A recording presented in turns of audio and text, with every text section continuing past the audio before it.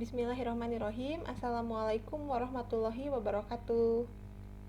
Oke, machine learning kita hari ini kita akan bahas tentang regresi linear yang merupakan salah satu dari supervised learning. Nah, apa saja ya yang dibutuhkan ya? Tentunya kita perlu dataset di sini dan seperti biasa kita ambil dataset kita dari Kaggle. Ada yang masih ingat caranya? Tinggal buka ke kaggle.com, buat akun di situ, lalu kalian cari dataset yang kalian inginkan, misalnya yang ada hubungannya dengan harga mobil, berarti car price ya. Nah, lalu dilihat oleh kalian apakah sesuai dengan dataset yang kalian inginkan. Kalau sesuai, tinggal di download. Misalnya ini ya, kita mau pakai dataset car price ya, tinggal di edit my copy aja. Ini karena sebelumnya ibu juga udah pernah copy dari sumber yang barusan, jadi pilihannya edit my copy. Lalu lihat di bagian input nih, ada carprice.csv. Nah, itu kalian pilih, lalu setelah muncul tinggal di download. Jadi begitu cara mengambil data dari Kaggle ya, dataset dari Kaggle. Oke, setelah datasetnya kita unduh, kita lihat nih.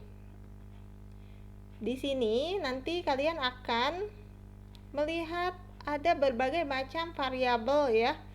Nah, tapi karena bahasan kita hanya seputaran tentang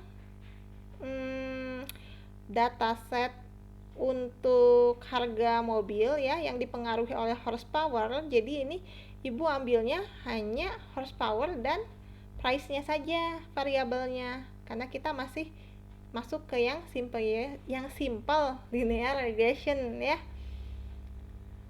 Sehingga ibu ambil hanya dua nih variabelnya, horsepower dan price. Horsepower-nya itu sebagai variabel independen dan price-nya ini sebagai variabel dependent ya. Kalau di buat XY, ini X-nya itu horsepower, Y-nya itu price. Jadi harga bergantung pada horsepower. Nah, sekarang kita langsung saja masuk ke bagian code-nya. Oke. Yang pertama, seperti biasa kita konekkan dulu antara Google Drive kita, tempat kita upload dataset kita, dengan Google Colab. Pasti sudah hafal ya, from google.colab import drive. Lalu nanti kopikan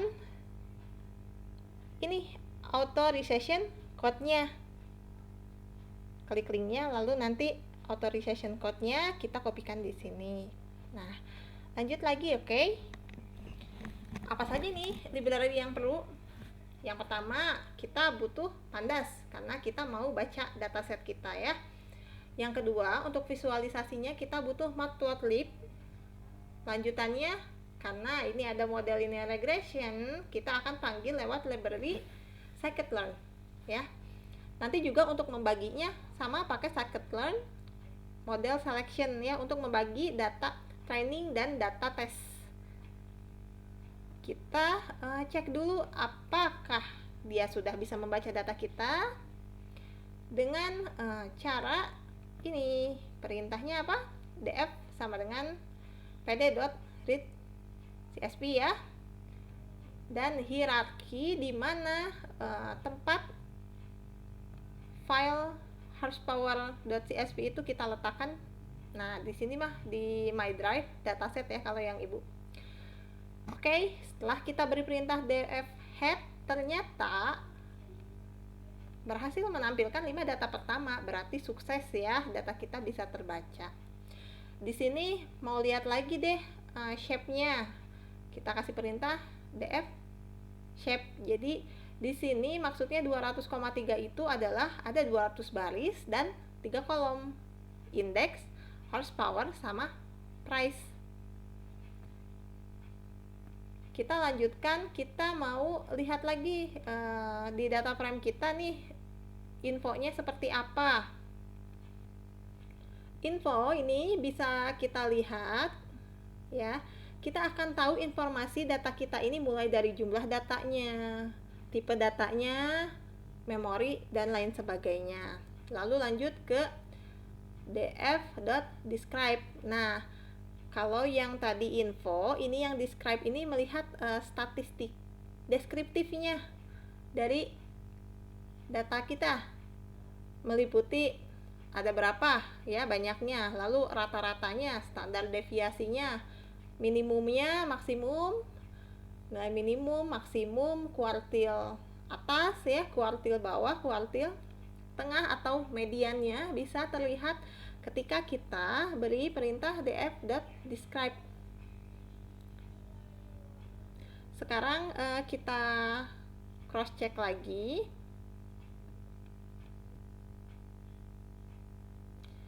Kita lihat cross check apakah ada data yang miss ya, nilai yang tidak ada gitu, atau missing value ya. Di sini kita pakai df.is null. Nah, ternyata tidak ada data yang termasuk dalam missing value ya di data. Jika tidak ada, kita akan masuk ke tahap exploration data. Nah, di sini di exploration data analysis atau EDA ini kita bisa lihat lebih jauh dan mengenal data kita dan menemukan insight dari data kita. Nah, kita lihat ya, di sini ada box plotnya juga,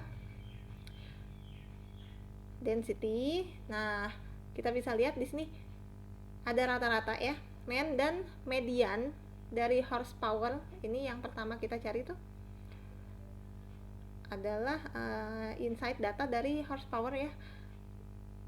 Kita lihat di box plotnya juga mean dan median ini terpusat ya di sekitar nilai 100. Di sekitar nilai 100 di sini.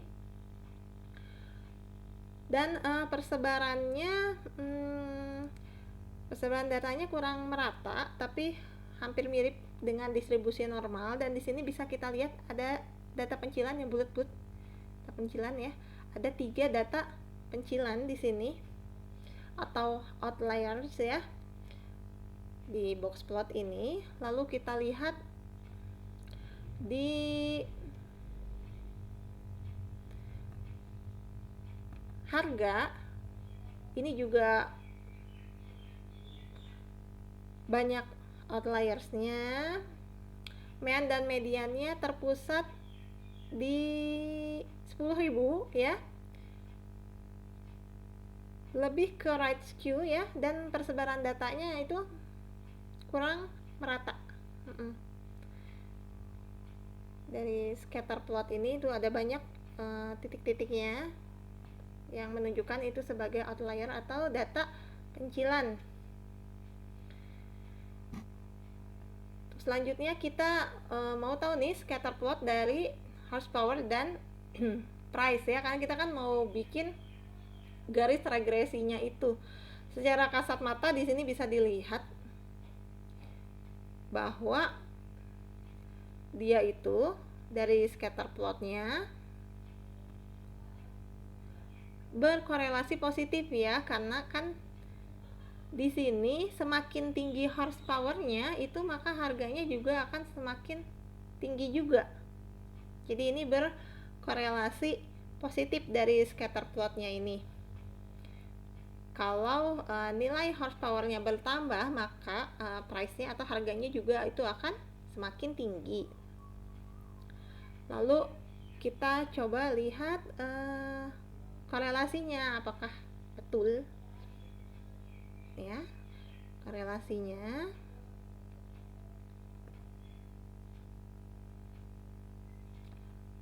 Horsepower ke horsepower korelasinya 1 ya, karena kan ke dirinya sendiri ya, semakin besar dirinya sendiri akan semakin besarnya juga dia. Nah, sekarang kita lihat horsepower ke price itu korelasinya 0,811097. Begitu juga dengan korelasi sebaliknya ya, korelasi horsepower terhadap price maupun price terhadap horsepower itu sama, 0,811097.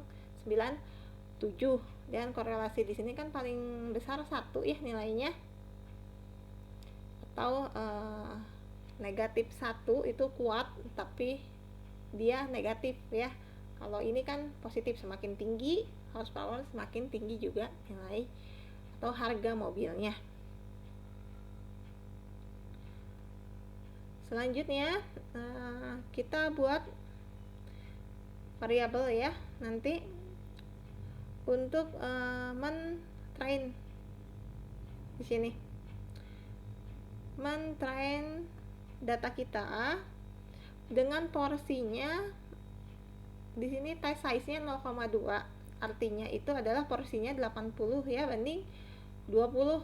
Jadi data testnya nanti 20%, data trainingnya itu sebanyak 80% dengan menggunakan sini kita masukin modelnya linear regression.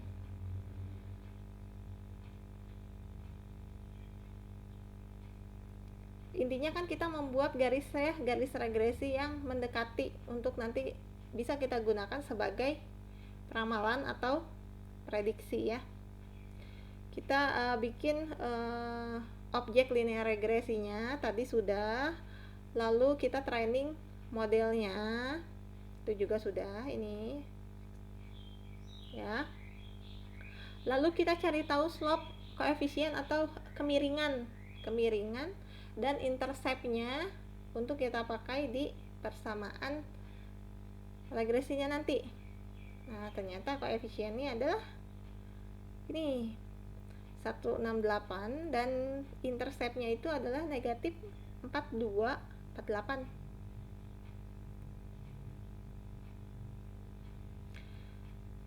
Lalu kita cari skor akurasi skornya ya. Akurasi skornya di sini kita mendapatkan akurasi skor sebesar 0,62. Jadi kalau dibentuk ke persentase ini 62,9% ya, hampir 63%. Lalu kita lihat hasil dari regression line-nya di sini. Garis regresinya. Ini garis regresinya, sehingga saat kita memberi inputan, dia suruh memprediksi ya, kalau horsepower-nya 100, berapakah harga mobilnya? Harga mobilnya diprediksi sebesar 12.620. Nah, itu tentang regresi linear. Sekarang lanjut belajar mandiri ya. Dicoba kode pemrogramannya, lalu dilihat tiap baris kodenya itu dipahami ya. Sampai di sini dulu. Alhamdulillahirabbil alamin. Wassalamualaikum warahmatullahi wabarakatuh.